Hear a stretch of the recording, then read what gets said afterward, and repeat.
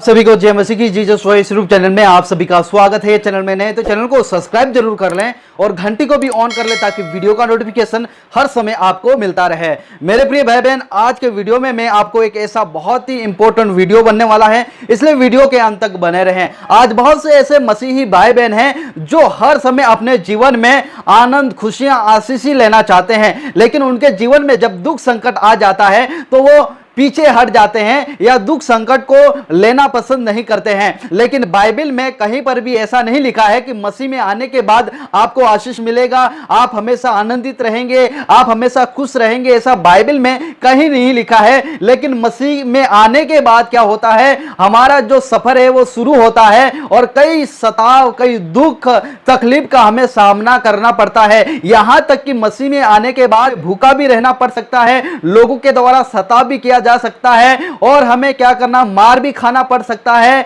मसीह में आने के बाद अपने विश्वास की रखवाली करना है और हमें अपने मसीही सफर में क्या करना है, आगे बढ़ना है। इसलिए पौलुस तिमोथी को बोलता है कि मैंने अपने विश्वास की रखवाली की है, मैंने एक अच्छी दौड़ की है और मैंने अपनी दौड़ को पूरा कर लिया है। जी हाँ मेरे प्रिय भाई बहनों, ऐसे बहुत से प्रभु के महान महान दास हुए जिन्होंने अपने विश्वास की रखवाली की और अपनी दौड़ को इस संसार में क्या कर लिया, पूरा कर लिया। उनके सामने दुख संकट आए, मुसीबतें आई, लेकिन वो पीछे हटे नहीं, क्योंकि उन्होंने परमेश्वर पर विश्वास किया था। उन्होंने इस संसार की बातों पर, इस संसार की चीजों पर विश्वास नहीं किया, उनको पाना नहीं चाहा, लेकिन स्वर्गीय धन को पाना चाहा। इसलिए उन्होंने सब कुछ त्याग करते हुए परमेश्वर के पीछे हो लिए। आज मैं आपको एक ऐसे प्रभु के महान दास के बारे में बताने वाला हूं जिसको आरे से काटा गया था।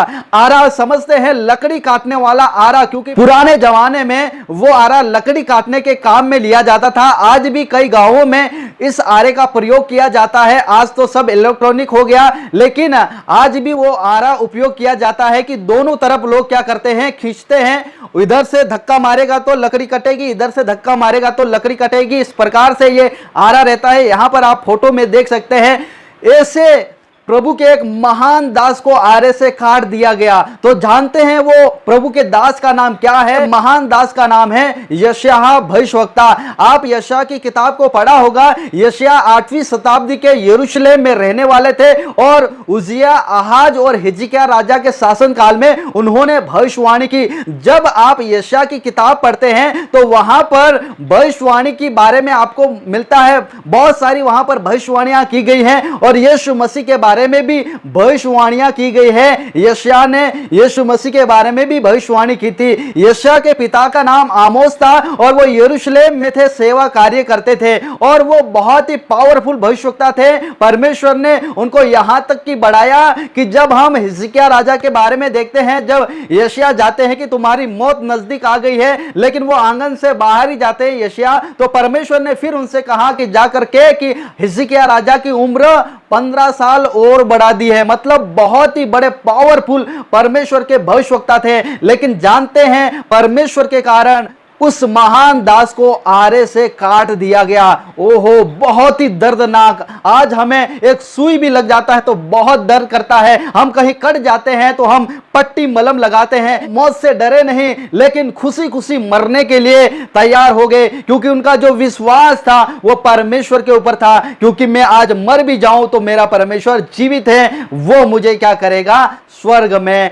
हम दूसरा राजा 21 अध्याय में आप पढ़ते हैं तो हिजकिय्याह राजा के बाद उसका बेटा मनसे राज्य करने लगा और 12 साल की उम्र में उसने अपना राज्य करना स्टार्ट किया। उस समय में ये जो मनसे जो राजा था वो परमेश्वर की दृष्टि में बहुत बुरा था। मतलब जो कुछ हिजकिय्याह राजा ने किया था वो उसके विरुद्ध करने लगा और परमेश्वर के मंदिर में अलग अलग देवी देवताओं की मूर्ति पूजा करने लगा, मूर्तियों की स्थापना की और यहां तक कि परमेश्वर के मंदिर में उसने अपने बेटे को होम करके चढ़ाया, अपने बेटे को चढ़ा दिया और यहां तक कि अलग अलग देवी देवताओं की वो पूजा करने लगा और वो परमेश्वर के विरुद्ध में काम करने लगा। दूसरा राजा 21 अध्याय में आप पढ़ सकते हैं। मनसे के शासन काल में ही यशायाह भविष्यवक्ता की मृत्यु हुई और उसका कारण कौन था? जो दुष्ट राजा मनसे था। मनसे ने क्या करवा दिया? यशायाह को आरे से कटवा डाला।